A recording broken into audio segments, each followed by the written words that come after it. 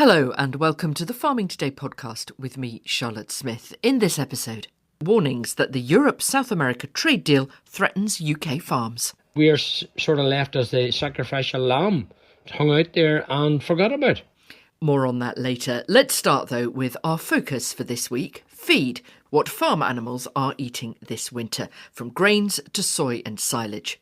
It's a mixture of things grown on the farm, generally referred to as forage, or bought in, either from the UK or abroad, generally called feed. Now, a combination of geopolitical events, a challenging UK harvest, and an exceptionally dry summer in some areas has put pressures on the supply of feed. And James McCulloch, head of feed at the Agricultural Industries Confederation, says the UK needs a national protein strategy to safeguard feed security, because that impacts food security. I think the forage picture for the UK was very, very variable. So there are some farmers in some parts of the country who are okay in terms of forage for their winter requirements, and others who have used up some of their forage that they were making for use over the winter. But there's obviously a cost associated with buying in feed too. If you are buying in feed, are you looking at a bigger bill than you might have been expecting? I mean, the market can be quite variable at the moment. The market, as far as feed and feed materials is concerned, is reasonably quiet, I think is the word we would use. We don't expect to see any sort of particular shocks as far as sort of pricing and or availability is concerned. But then we do live in uncertain times. Which brings us to imports. They account for just under half of feed. What do we import? So, I mean, the obvious ones would be the oilseed proteins such as soya, sunflower, maize. We're also reasonably reliant from an import standpoint on some of our additive groups, so vitamins, amino acids, enzymes and so forth. One thing that surprised me was that I was reading that this year we may import sugar beet for feed. I had assumed, because we grow sugar beet, that we wouldn't need to do that. Yeah, I think that was more a short-term measure that was needed. Sugar beet was maturing much later than anticipated.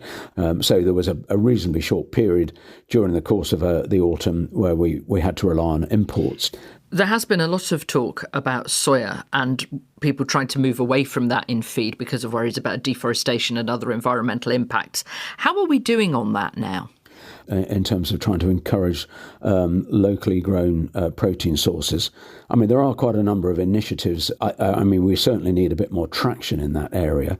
I mean, the NFU has got their Sustainable Protein Action Plan, which is obviously is designed to help encourage local production of protein crops in terms of pulses, peas and beans and so forth. But I think that, the real politic of this is that we're importing 2.5 million tonnes of soya at 48% protein.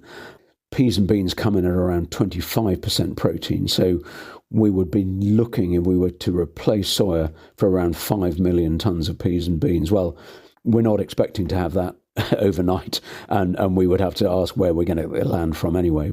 But I think that the whole thing needs to be put into a national protein strategy as part of a national land use strategy. We've got to get, I think, a bit more serious around feed security, because obviously that then impacts food security. James McCulloch from the Agricultural Industries Confederation. It's taken 25 years, but the European Union has signed the Mercosur trade deal.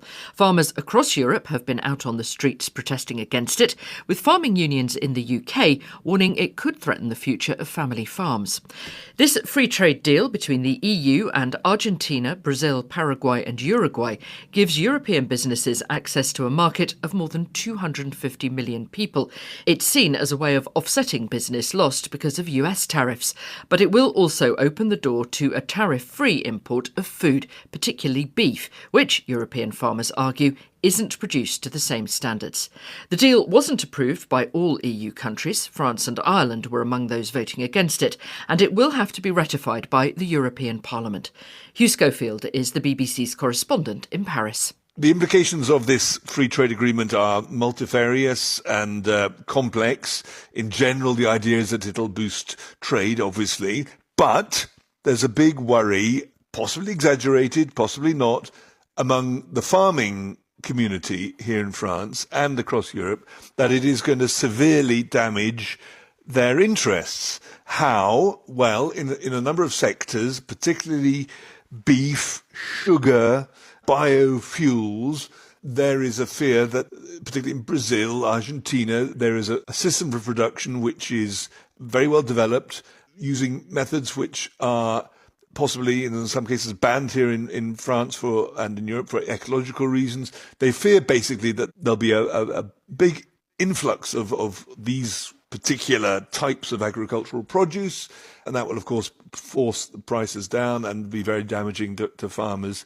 here. The French have been in the forefront of all of this, as you would expect, because of their history of militancy, but also because they are the biggest agricultural economy in Europe. But they're not alone. I mean, the Irish polls have been very much against it as well.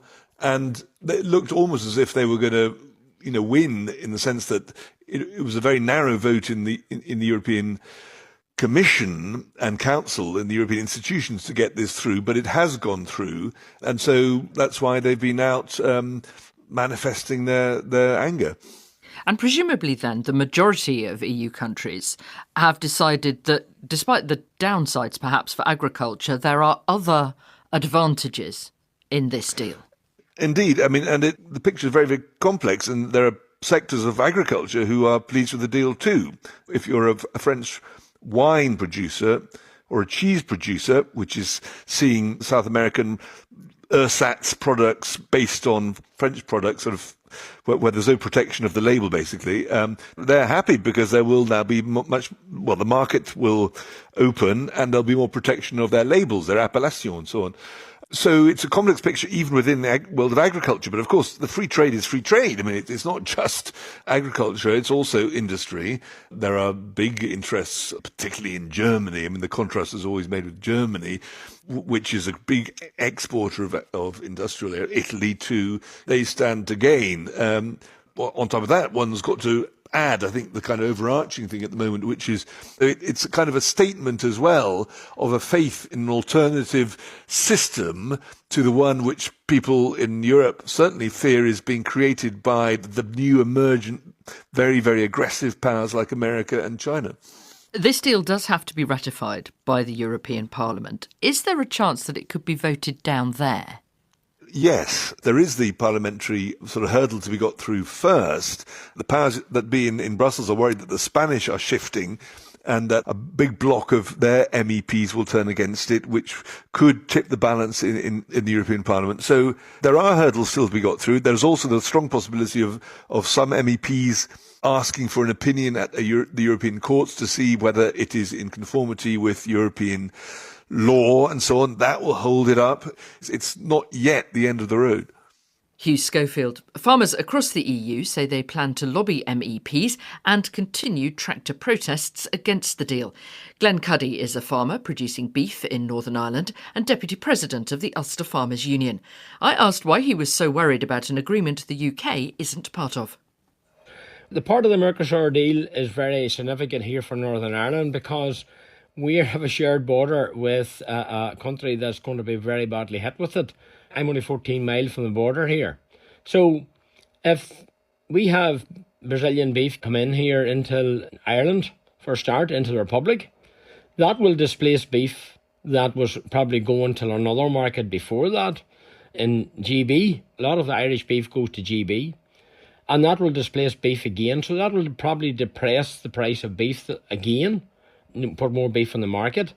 And then the beef that has come in, it's not a very fair market that we have to produce to one standard, and then they can bring in beef just because they want to keep the price down, or they want to sell something back towards Brazil in cars or electronic goods or something. So we feel very aggrieved. And I know I'm part of the UK, but that beef that's displaced here in Ireland, that beef will go somewhere else, and it'll displace my price and undermine everybody else's price in the GB market. So really two worries. One, that there will be a displacement of beef. If Brazilian beef, for instance, is coming into the Republic of Ireland, then more Irish beef will come onto the GB and Northern Ireland market. But also a concern that Brazilian beef might leach its way across, and that you will argue is not produced to the same standards. We have a border here in Northern Ireland. I think there's 248 crossings on it. And you can physically drive across the border. Nobody stops you. Nobody comes out and says, are you bringing across Brazilian beef?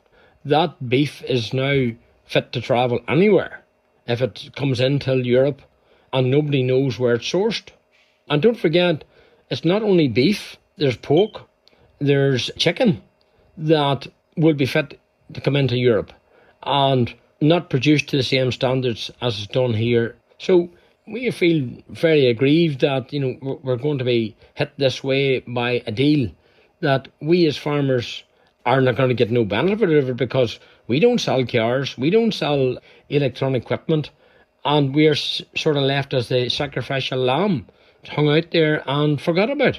As you say, this deal is about far more than just agriculture. It is a massive market being opened up to Europe. The UK Trade Minister, Chris Bryant, last year described a UK Mercosur deal as a no-brainer, although no formal work has been done on it.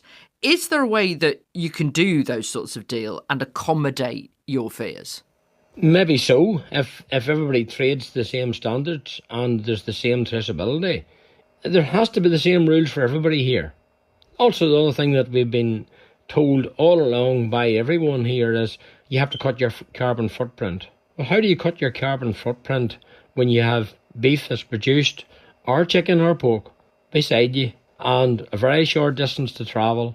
You know it's safely produced and everything done to the highest standards. There's no point in government telling us about you have to do this for the climate and all these things, but then they're willing enough to take it from the other side of the world and forget about all their rules as long as they get it at the right price and they're fit to sell something back out towards it. Glenn Cuddy from the Ulster Farmers Union. That's it from us. I'm Charlotte Smith. The producer is Rebecca Rooney, and Farming Today is a BBC Audio Bristol production.